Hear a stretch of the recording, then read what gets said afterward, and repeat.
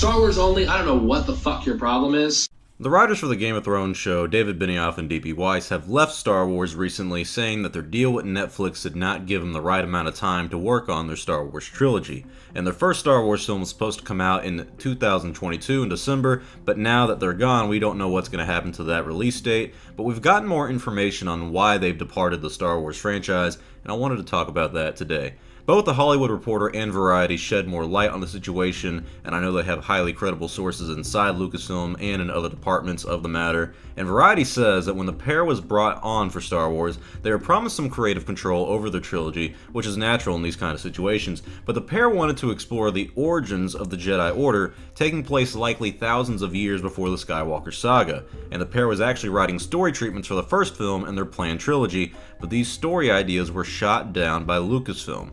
So it seems like they were at a crossroads in terms of where to go with the Star Wars story, and an insider at Lucasfilm said that there's still no consensus on what Star Wars is and what it should be. So if Lucasfilm can't nail down these concepts, it's hard to commit to these two young guys coming in and changing the entire origin of something important like the Jedi. David Benioff and D.B. Weiss also seem to have problems actually committing to the Star Wars universe. They signed a deal with Netflix, who was okay with them working on Star Wars before doing any Netflix projects, but with a $250 million deal and no real end in sight on their Star Wars deal, it seems like they got cold feet. And after the backlash these two got for their Season 8 of Game of Thrones, one source said they were nervous with the culture of the Star Wars fandom, as they described it accurately, calling it a toxic fandom. And someone close to David and Dan even said, "Who wants to go through that again? Not them, life's too short." So let's weigh the options here for Dan and David. Go to Star Wars and make 3 new films where you have no real idea on what you're doing and you jump into a bigger fan base than Game of Thrones that'll eat you up and spit you back out for dinner and dare you to say something about it. Then, while you're making Star Wars, you also need to make your Netflix projects who want you to be extremely hands-on. And then I mentioned the two recently said they didn't have much experience with large film or TV projects like this and said Game of Thrones was a learning experience where they were kind of learning on the job.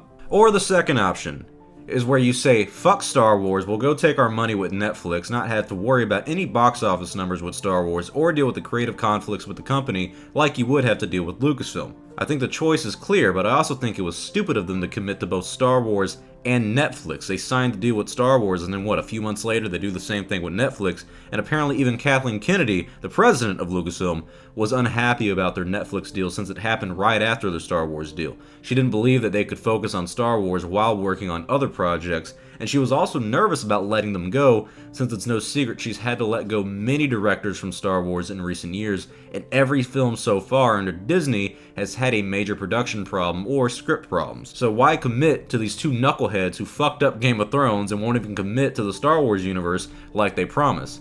These guys proclaim to be major Star Wars fans, but didn't even have the heart to commit to the franchise or even deal with the fans. And I understand being cautious of the Star Wars community, and despite all our flaws though, I think we're a pretty forgiving fandom.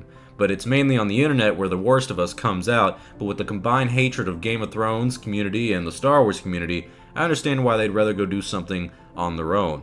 But I will admit, I've been critical of Kathleen Kennedy and her handling of the Star Wars franchise and what she's done over the past, 5-7 years now.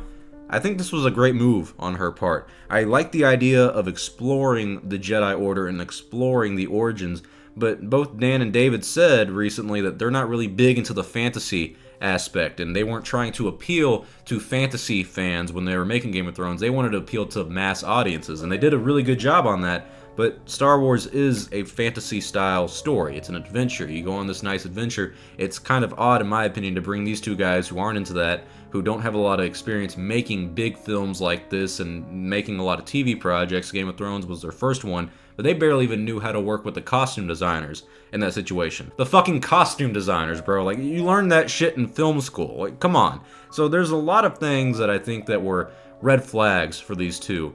Not only just Season 8 of Game of Thrones, but how they've dealt with that. They avoid any public backlash on it, but also that the fact that they haven't even come into Star Wars, and they're already describing the culture as a toxic fandom that they really don't want to deal with.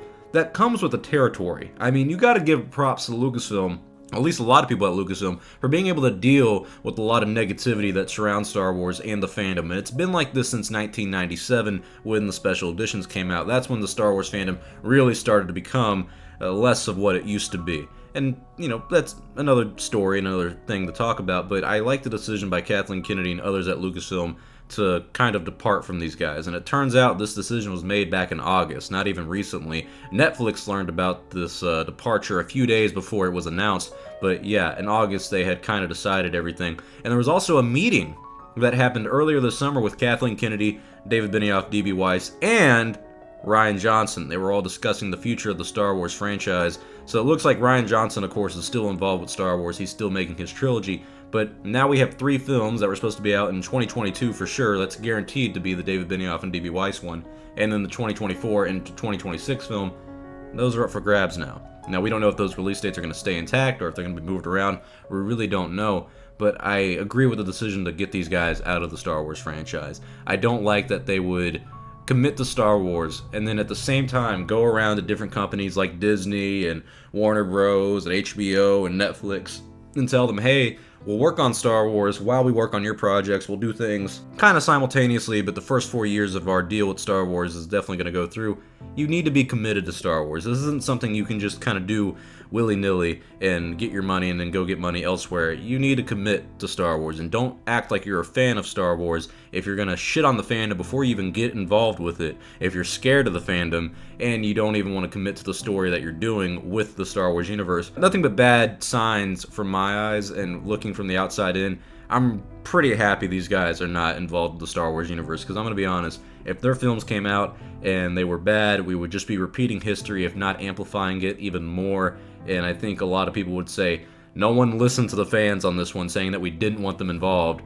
And yeah, I really think a lot of fans don't want these guys involved with Star Wars, and I know I sure as hell don't. After learning everything that I have learned about these two, pretty happy they're going their separate ways. So good fucking luck with your Netflix deal, guys, and also fuck you for talking shit about us before you even come in. Don't get me wrong, I don't like the Star Wars fandom. I think we're pretty toxic, but you got to give everybody a chance.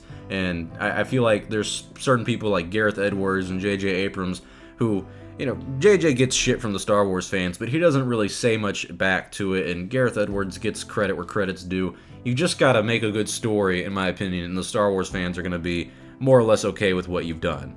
So I really wonder who's gonna take their spot. I'm 110% confident Rian Johnson's trilogy is gonna go forward now, but nothing confirmed at this moment. One thing's for sure though, Lucasfilm has to go looking for new people, new filmmakers to take the spot of these two. And another thing is Lucasfilm needs to figure out what Star Wars is, the consensus of Star Wars, and what it should be.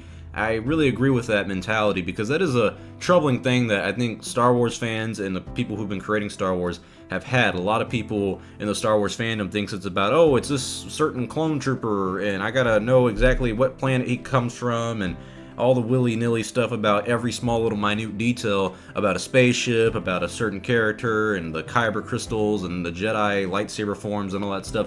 None of that shit is what Star Wars is about. It's really about the story and the impact that the story has on a larger universe in the Star Wars universe.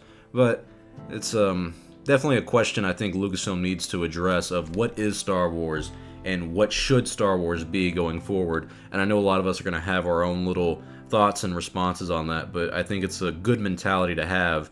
It's just kind of odd that they're just now having it, though, right after making, 5 films in the franchise? I mean, I'm not going to say too little too late, but you're a dollar short and a day late, my friends. But tell me your thoughts below. What do you guys think about this? Lucasfilm trying to find out what the meaning of Star Wars is, what it should be, and also them having a fallout with David Benioff and D.B. Weiss, the Game of Thrones writers. And are you happy that they left, or are you sad about it? Tell me your thoughts below. I'm Star Wars only. Hope you guys enjoyed this talk. I'll see y'all next time. May the Force be with you, always.